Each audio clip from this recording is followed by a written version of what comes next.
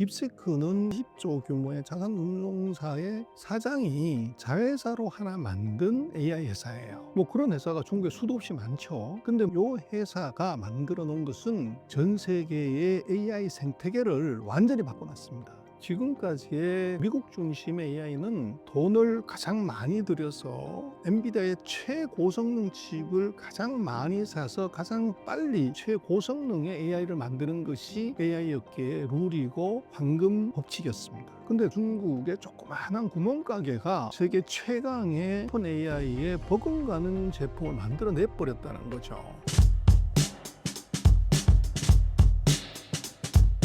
서방의 인정을 받지 못한다면 중국은 수출길이 막히지 않나요? 그래서 망하게 되는데, 문제는 그 미국하고 유럽은요, 철강화학, 조선, 기계, 자동차의 장난감, 기저귀 이런 걸 만들질 않습니다. 이미 40년 전, 50년 전에 산업이 없어져 버린 거죠. 그래서 인당 소득 83,000달러의 나라에서 이쑤시개 만들고 마스크 만들고 애 장난감 만들어서는 도저히 손익을 못 맞춰요. 그래서 전통 제조업은 이미 선진국에서 완전히 사라졌기 때문에 그 대안이 없어서 이제 아시아하고 중국에서 사고 있고, 그래서 그러면 서방 선진국은 뭘 했냐면 첨단 기술, 첨단 산업, 첨단 제품에서 우위를 이제 가져서 그걸 팔아서 이 중저가 이제 일상용품을 썼는데, 문제는 중국이 여기서 돈을 벌어서 선진국이 하고 있는 똑같은 아이템을 지금 같이 하고 있다는 거죠. 그래서 이제 이게 지금 문제가 되는데, 문제는 그 제품들의 원가가 가격이 선진국보다 훨씬 싸다는 거예요. 그러다 보니까 선진국이 당황스러운 것이 기술 우위는 뭐 맞는데 원가 우위도 있냐 없다는 거예요. 그래서 이제 미국이 저 난리를 치는 이유도 바로 실제적으로는 가만 내버려뒀을 때 원가 우위까지 장악을 해버리면 첨단 제품에 있어서도 시장 잠식이 불가피해요. 그래서 지금 같은 경우는 또 하나 우리가 이제 오해하면 안 되는 것이, 지금 첨단 제품의 최대 시장이 미국이 아니라는 거예요.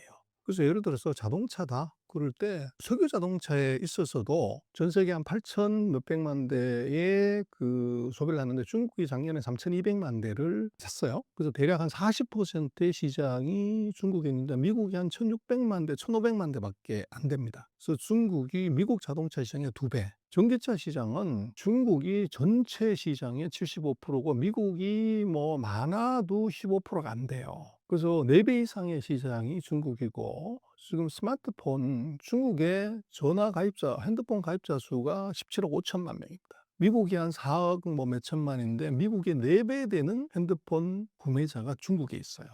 노트북 마찬가지고 디지털 TV 마찬가지고 지금 세계 최대의 생산자이자 소비자가 바로 중국이에요. 그래서 지금 미국하고 중국이 아까 관세 전쟁을 한다고 얘기를 했지만, 왜 미국이 이것을 중국을 단칼에 못 죽이냐 그러면, 지금 중국 전체 수출에서 미국이 차지하는 비중이 15%밖에 되지 않습니다. 나머지 85%가 20% 늘어버리면 미국 수출이 0이 되더라도 중국이 멀쩡하게 있는 거죠. 그래서 이게 하나 있고, 전 세계의 지금 수입 시장, 여기서 미국 점유율이 지금 13%밖에 되지 않습니다. 87%는 미국 이외의 나라라는 거죠. 그러다 보니까 미국이 자기가 브로킹을 한다고 하더라도 다른 국가들이 미국의 6배 정도 더 큰 시장이 있어요.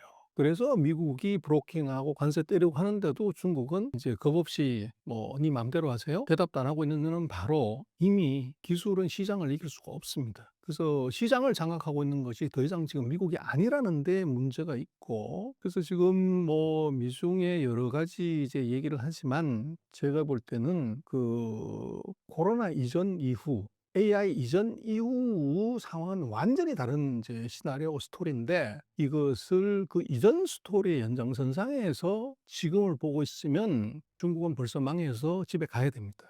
근데 문제는 만약에 그렇다고 하면 미국이 저렇게 나서도 바이든 정부 때도 엄청난 규제 통제를 했었고, 트럼프 정부에서는 거의 정말로 올인하다시피 규제를 해야 될 이유가 있을까요? 그 얘기는 1기 트럼프보다도 2기 트럼프 때 중국이 더 강해졌고, 지금 그 바이든 때 2기 트럼프 정부가 바이든 정부보다도 중국이 더 세질 가능성이 있다고 보기 때문에 그렇다는 거죠. 그래서 그것을 우리는 중국이 믿고 우리한테 섭섭한 짓을 많이 했기 때문에 그 중국의 리스크 팩터를 우리가 주로 보죠.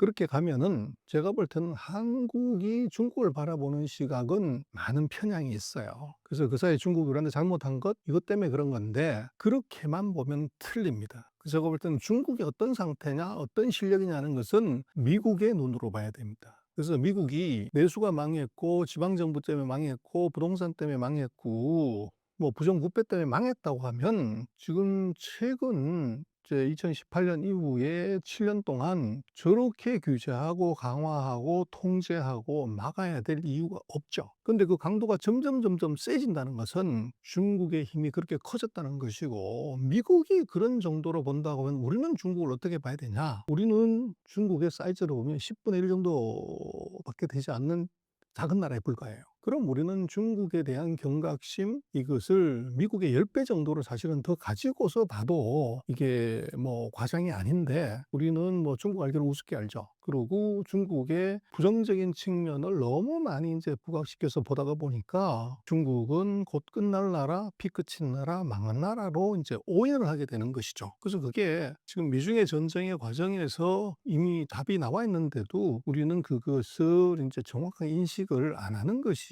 그게 조금 문제라고 볼 수 있습니다. 중국의 강력한 투자는 글로벌 반도체 시장에 어떤 영향을 미칠까요? 그래서 이제 이번에 딥시크 모멘텀이 드디어 등장한 것 같아요. 딥시크는 여의도 우리로 치면은 거기에 자산운용사 한 20조 규모의 자산운용사의 사장이 자회사로 하나 만든 AI 회사예요. 뭐 그런 회사가 중국에 수도 없이 많죠. 근데 문제는 요 회사가 만들어 놓은 것은 전 세계의 AI 생태계를 완전히 바꿔놨습니다. 그래서 지금까지의 그 미국 중심의 AI는 돈을 가장 많이 들여서 엔비디아의 최고성능 칩을 가장 많이 사서 가장 빨리 최고성능의 AI를 만드는 것이 AI 업계의 룰이고 교과서였고 황금 법칙이었습니다. 근데 그런 첨단 칩을 살 수 없는 중국의 조그마한 구멍가게가 세계 최강의 AI 회사인 오픈 AI에 버금가는 제품을 만들어 내 버렸다는 거죠.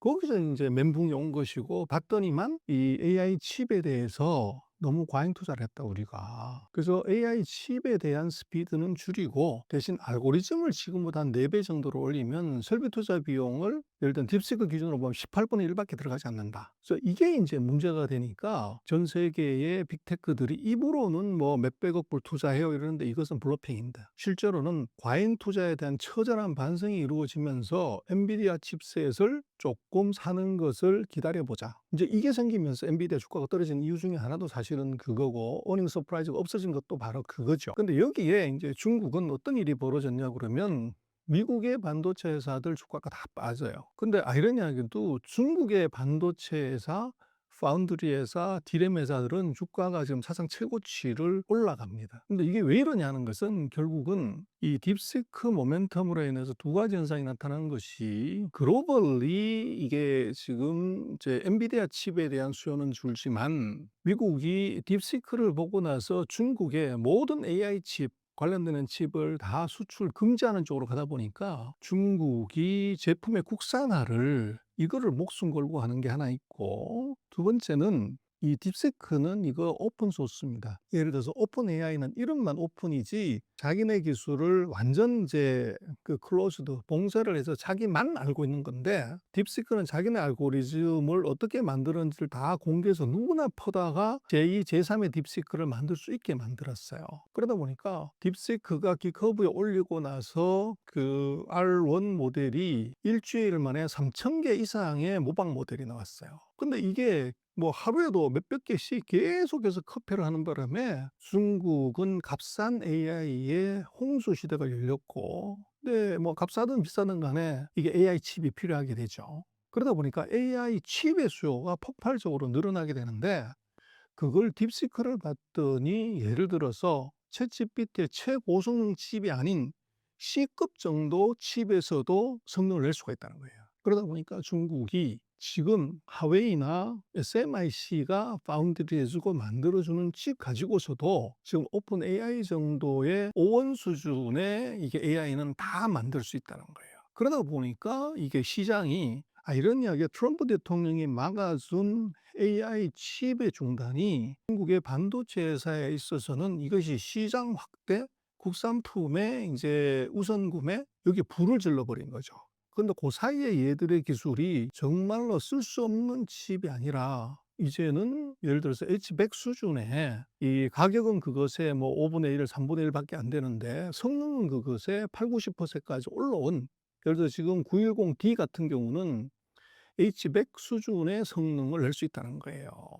근데 그게 이제 수율의 문제는 SMIC의 원가에 관한 문제고, 제품을 보면은 뭐 수율이 나쁘든 말든 만들어낼 수는 있다는 거예요. 근데 그 적자나는 부분은 국가가 보전하는 것이고, 그러다 보니까 중국의 반도체 국산화가 딥시크를 계기로 해 가지고 훨씬 가속적으로 커지고, 시장이 커지게 되면 자동으로 원가는 떨어지게 돼 있어요.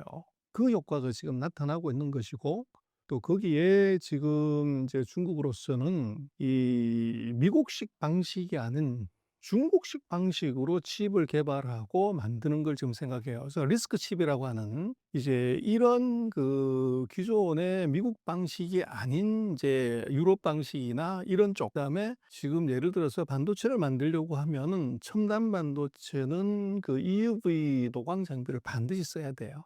근데 요걸 쓰지 않는 방법, 이런 것들을 대대적으로 연구를 하고 있고 일정한 부분만큼 이미 성과가 나고 있어요. 그래서 이게 인제 뭐 자극이 있으면 도전이 있게 되고, 도전이 있게 되면 이게 인제 성공의 가능성이 있잖아요. 그래서 지금 중국의 반도체를 기술적으로 몇 년이 뒤졌다 뭐 이렇게 보는 것은 맞지 않아요. 이 캐치업의 속도가 얼마나 빠르냐 이걸 봐야 되는데, 중국은 아까 말씀을 드렸지만 국가의 모든 자원을 동원해서 칼 한 자루만 걸기 때문에 과거에 비해서 칼 가는 속도가 10배 이상 빨라졌다고 봐야 돼요. 근데 거기에 돈을 이제 투자하고 사람을 투자하고, 그리고 지금 또 하나 우리가 주목해야 되는 것은 미국과 중국이 기술 전쟁을 하면서 이 첨단 IP, 핵심 기술을 중국으로 수출하지 마라. 이게 되면서 아이러니하게도 중국의 기술 수준이 대폭 올라가는 이런 불상사가 생겼어요. 이게 무슨 말이냐면, 과거에는 그 미국의 IP 회사들이 중국에다 IP를 제공하고 이걸 중국인이나 중국 엔지니어들이 볼 수 없게끔 AS를 하는 것을 자기네만 할 수 있게끔 그렇게 익스클루시브하게 관리를 했단 말이에요. 그래서 예를 들면 이런 반도체 공장이 있다고 해도 핵심 공정에 들어가는 요 부분은 미국 엔지니어들만 와서 고치고 AS 할 수 있고 중국 엔지니어는 들어올 수 없게끔 이렇게 만들어 놨다고요. 근데 미국이 AS도 해주지 마. 그래서 미국의 엔지니어들이 싹 다 이제 빠졌다고요. 근데 문제는 이게 문제가 생겼어. 그리고 어떡할래? 공장을 세울 수는 없으니까 중국인 엔지니어, 중국인 회사를 불러가지고 그 사이에 우리가 받았던 데이터는 이거고 사고 처리는 이렇게 했고 얘들이 이렇게 처리했다는 메뉴를 통째로 다 줘버린 거죠. 그리고 이거를 갖다가 내일까지 고쳐와. 그래서 날밤을 새면서 하면서 미국 기업들의 그런 이제 지적 자산을 중국 기업이 대거 이제 흡수하는 현상이 나타나면서, 아이러니하게도 이걸 막은 것이 이제는 중국이 대놓고서 어차피 중국은 이제는 뭐 첨단 제품을 미국으로 수출할 수 있는 가능성이 0이에요. 그러니까 어차피 미국으로 수출 못하면 미국 거 통째로 다 뺏기자. 수단과 방법을 가리지 않고서 다 모방하고 카피하고 국산하는 바람에 아이러니하게도 미국의 소프트웨어 제재가 중국에 말은 안 하고 있지만 지적 재산의 리버스 엔지니어링, 이것은 제가 볼 때는 과거 어떤 시기보다도 더 가속적으로 이루어지고 있고 그걸 만들어서 자기네 제품에만 쓰는 거죠.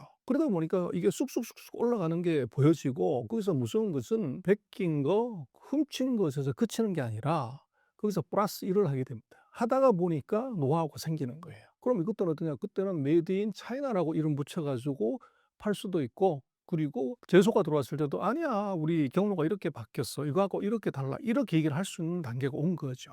그래서 지금 아이러니하게도 중국은 뭐 사회주의권은 창의성이 없는 나라다. 그래서 창의성의 지옥이기 때문에 절대 미국은 서방 세계를 따라올 수 없다고 하는 게 이제 서방 세계 일반적인 생각, 저는 그렇게 보지 않습니다. 중국이 아이러니하게도 지금 창의성의 나라다. 첫 번째는 왜 창의성이냐면 중국 인구가 14억이기 때문에, 14억이라면 미국 인구 3억 2천, 일본 인구 뭐 1억 몇천, 유럽 인구 6억을 합친 보다 더 큰 인구예요. 여기서 살아남으려면 미국, 일본, 유럽이 서로 박터지게 경쟁하는 것만큼의 경쟁이 중국 안에서 있습니다. 그러다 보니까 그 내부 경쟁이 창의성을 만들어내게 되고, 두 번째는 글로벌 기업과의 경쟁이에요. 지금 포춘 500대 기업 중에서 중국에 안 들어간 기업이 없습니다. 근데 포춘 500대 기업은 세계 최강인데 걔들하고 붙어서 살아남으려면 걔들이 안 하는 걸 해야만이 살아남을 수 있잖아요. 포춘 500대 기업들과의 경쟁에서 창의성이 나와요. 그리고 세 번째는 뭐냐면 분노 게이지의 상승이 창의성을 만듭니다.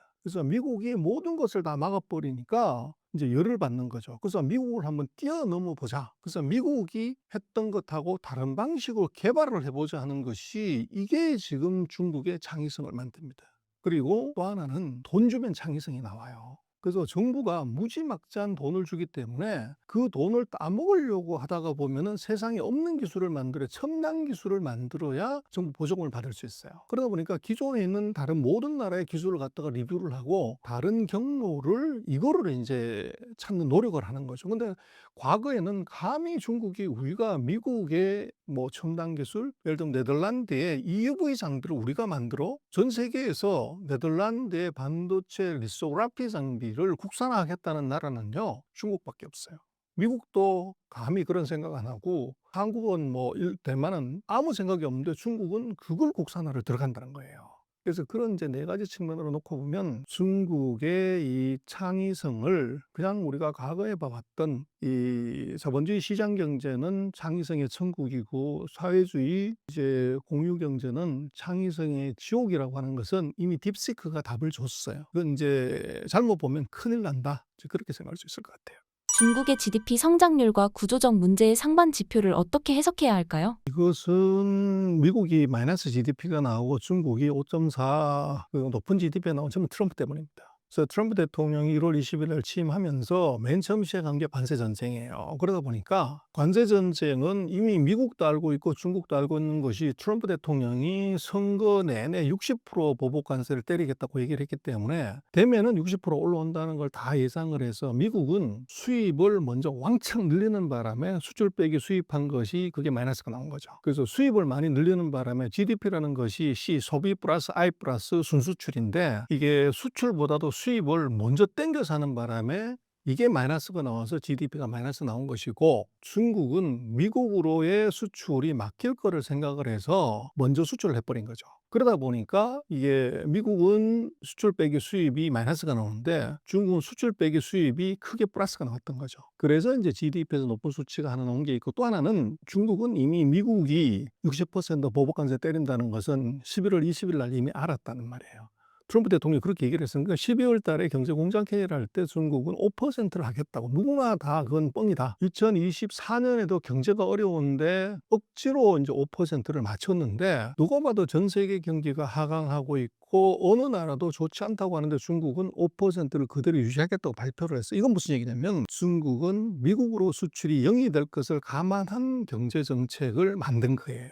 어떻게 하냐? 미국으로부터의 수출의 감소를 내수에서 그만큼 올리겠다는 전략을 애초부터 세운 겁니다. 그래서 이제 1월 달 뭐 이후에 중국이 다양한 내수 소비 진작책을 퍼부은 거죠. 그것의 효과가 슬슬 나기 전. 그래서 그게 어떤 의미냐면 돈 뿌리면 죽은 고양이도 튀어오릅니다. 미국도 마찬가지지만 코로나 위기 때 정말로 경제가 어려운데 어떻게 주가가 사상 최고치를 계속 갱신했냐 그러면 미국이 통화량을 28.9% 최근 60년간 최대 규모로 통화량을 늘리고 이 FRB가 이제 자산을 역대 최대로 늘렸기 때문에 돈 풀어서 그런 거거든요. 근데 중국은 코로나 때 상대적으로 빨리 잡았기 때문에 돈을 많이 풀지 않았어요. 근데 금년도에 중국은 이게 재정이면 재정, 통화면 통화, 돈을 역대로 최대로 많이 풀어서 이게 내수 경기를 살리겠다. 이렇게 이제 작정을 한 거죠. 그러다 보니까 거기에 플러스해서 트럼프 대통령의 그런 헛발질 때문에 이게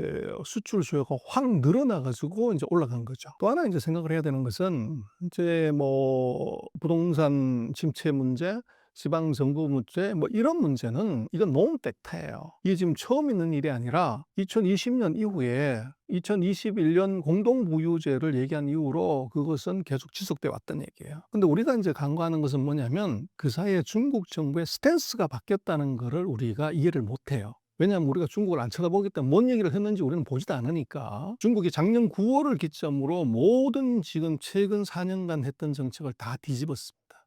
부동산 이거 부양으로, 주식시장 부양으로, 지방정부 부채 문제 이거 국채 발행해서 다 차원해주고 이거 막아준다. 이거를 다 얘기를 이제 했는데 우리는 그 인지를 못해요. 그래서 그걸 누가 가장 먼저 하냐면 결국은 강에 봄이 왔는지 안 왔는지는 강에 노는 오리가 맨 먼저 알아요. 그래서 이것은 모든 것은 다 돈의 문제잖아요. 그래서 중국이 지금 부동산 문제, 지방 정부 부채 문제, 뭐 이런 기업 부채 문제는 해결이 됐냐, 더 이상 리스크가 있냐 없냐는 돈이 가장 먼저 합니다. 그래서 작년 9월 이후로 중국 주가가 급등을 했다가 트럼프 취임하면서 떨어졌다가 다시 지금 주가가 올라가기 시작을 해요. 요 얘기는 뭐냐면 항상 우리가 노래 부르듯이 하는 그 세 가지의 네거티브 이펙트가 더 이상 이게 악재가 아니란 얘기예요. 그리고 오히려 그것이 호재가 되는 거죠. 정부가 목숨 걸고 주식시장 받치고 부동산 경기 끌어올리려고 여러 가지 이제 대책을 세우고 소비 늘리려고 소비 쿠폰 돈을 계속 푼다는 거죠. 그래서 이게 악재가 호재로 전환이 되기 때문에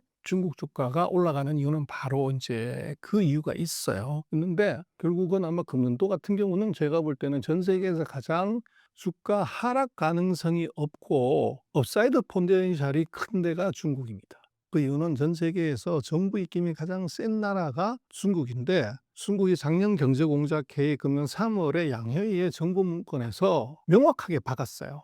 부동산 시장과 주식 시장을 부양하겠다. 그래서 트럼프 대통령이 전 세계 75개 나라한테 보복관세 때리는 바람에 나스닥이 12% 폭락하는 그날도 중국은 주가가 올라갔어요. 그래서 왜 올라갔냐? 국가 대표 선수들이 들어가 가지고 시장을 막은 거죠. 그래서 주가 빠지면은 이제 기금들, 국가 기금들 들어가서 주식을 계속 삽니다. 그래서 주가가 안 빠지는 거예요. 그래서 최근에 보면은 이제 홍콩하고 대만의 이제 환율이 저게 이제 급등하는 바람에 정부가 개입해 가지고 손을 보는데 그 의미는 뭐냐 그러면 아시아로 돈이 흘러 들어온다는 얘기죠. 근데 아시아로 돈이 들어온다는 것은 결국 아시아의 성장 엔진은 대만이나 예를 들면 홍콩이 아니라 중국입니다. 중국으로 돈이 흘러 들어가기 전 단계로 홍콩하고 대만은 어떻게 보면 경제 의존도가 중국에 그대로 의존하고 있단 말이에요. 그게 돈이 먼저 들어왔다는 것은 중국으로 돈이 본격적으로 들어가기 위한 전 단계다. 요렇게 이제 볼 필요가 있고, 그래서 지금 그 중국의 이 경제는 4년 동안의 봉쇄 그 후유증에서 벗어나는 첫 해가 금년입니다. 그리고 투자의 측면에서 놓고 보면 전 세계에서 주가가 4년 동안 빠진 나라는 중국밖에 없어요. 전 세계 모든 나라가 4년 동안 주가가 사상 최고치였는데 중국만 사상 최저치입니다. 그러다 보니까 중국에는 어떤 이제 엔간한 주식을 사더라도 이게 주가가 사상 최저이기 때문에 이거 깨질 일이 별로 없어요. 그러다 보니까 지금 돈들이 이쪽으로 몰려오고 있고 거기에 정부가 아예 공언을 했단 말이에요. 시장 부양하겠다고. 그래서 정부가 받쳐주기 때문에 별 리스크 없이 이제 돈을 모을 수 있는 그런 기회가 왔고, 그래서 미중 전쟁이 저런 식으로 가게 된다고 하면 결국은 환율 전쟁이 벌어질 수밖에 없고, 미국이 무역 적자를 줄이는 데 있어서 중국의 제조 경쟁력을 이길 수는 없어요. 그럼 이거 환율 경쟁력으로 중국을 죽이려고 그러면 중국한테 환율 절상 압박을 할 수 있어요. 그렇게 되면 투자 입장에서는 환율 절상되는 만큼 환차익을 보고 거기에 주식시장이 같이 올라가면 캐피탈 게인 같이 먹을 수 있는 거죠. 그 두 가지 호재가 같이 걸려있기 때문에 지금 에머징 마켓 특히 아시아 시장으로 돈이 몰려오고 있다고 보십니다.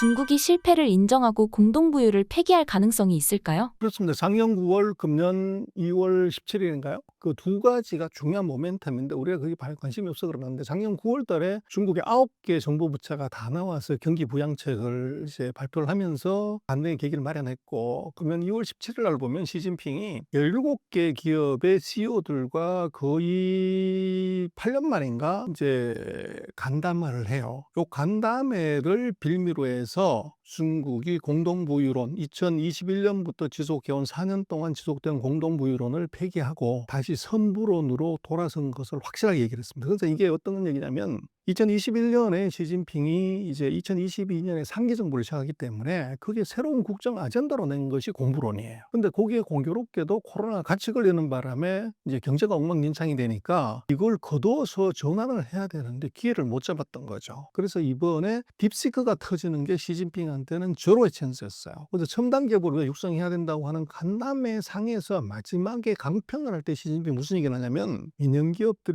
17개, 그래서 니들은 선부론을 가지고서 먼저 부자가 되고 그것이 공부론을 도와줘야 된다, 이렇게 얘기를 해요. 그렇게 슬쩍 얘기를 해버린 거죠. 이게 무슨 얘기냐면 대놓고서 앞으로 공부론은 폐기하고 선부론 한다고 그러면 최고 지도자의 권위가 땅바닥에 떨어져요. 근데 민간기업 간담회에서 슬쩍 그렇게 얘기를 한 것은 숨겨가지고 내가 말을 바꿨잖아 요렇게 얘기할 수 있는 계기를 삼았고, 그것의 결과가 뭐냐 그러면 중국 민영기업의 대표는 알리바바예요. 알리바바가 4년 동안 이제 뭐 그 설화 사건도 있었고 여러 가지가 있었지만 마윈이 전 세계를 떠돌아다녔어요. 공식 석상에 거의 나오지 않고. 그런데 이번에 거기에 참석을 하고 난 다음번에 그 다음 주인가에 마윈이 공식 석상에서 발표를 한 최근 10년 동안 알리바바가 투자했던 것에 3배를 투자하겠다. 설득죠. 이 얘기는 무슨 얘기냐면 두 가지 의미죠. 하나가 알리바바에 대한 규제가 끝났다. 빅테크에 대한 규제가 끝났다. 그리고 민영기업 중심으로 지금 성장을 하겠다. 이거를 알리바바의 입으로 얘기를 해준 거예요. 근데 거기에 플러스해서 뭐를 했냐면 그럼 알리바바가 그렇게 투자하면 탄센트는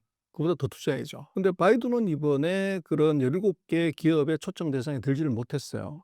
그럼 바이든은 그보다 더 투자해야 되는 거죠. 그리고 중국의 벤처캐피탈 협회죠. 여기서 우리는 AI 산업에 1조 위안을 투자하겠다. 200조. 그리고 중국의 31개 성시들이 모든 2025년 그 업무 계획에 뭐 신장, 티벳 이런 지역도 전부 AI가 다 들어갔습니다. 그래서 2025년은 중국이 최근 4년 동안 미국의 경기 호황은 사실은 AI 투자 때문에 그랬었어요. 근데 이건 트럼프 대통령이 AI에 관심이 없기 때문에 전통 산업으로 휙 돌아서는 바람에 AI가 어떻게 보면 큰 타격도 받았고, 또 딥시크 쇼크 때문에 AI 칩에 대한 공급망에 대한 생각이 바뀌면서 수요가 오히려 좀 줄거나 이런 상황인데, 중국은 4년 동안 빅테크 기업들이 별로 투자를 못했는데 이게 지금 그 공부론의 폐기, 선부론의 이제 재등장 때문에 이게 지금 투자의 집중이 다 AI에 집중이 됩니다. 그러다 보면 앞으로 4년 동안은 중국은 AI 투자 붐이일 가능성이 대단히 높고, 그걸 먼저 선반영한 게 바로 중국의 반도체 회사들. 얘들의 주가가 이제 급등하고 있는 것, 그리고 중국의 AI 칩 회사들의 주가가 급등을 해요. 그래서 그게 이제 그것을 반영하고 있다. 이제 그렇게 볼 수가 있을 것 같습니다. 마지막으로 하실 말씀이 있으시다면?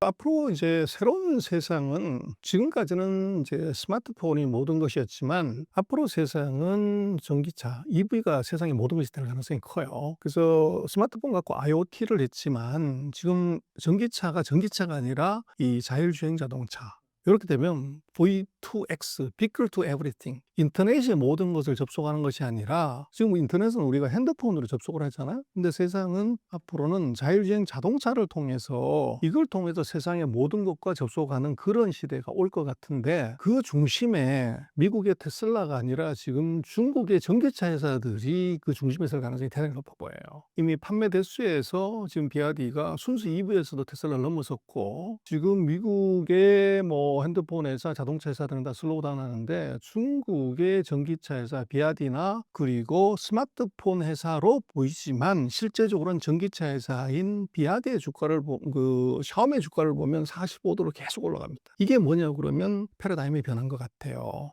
그래서 지금 샤오미 같은 경우는 전기차를 출시를 했는데 작년도 13만 대인가 캐파를 하루 만에 다 팔았고, 금년 모델 17만 대도 하루 만에 다 팔았어요.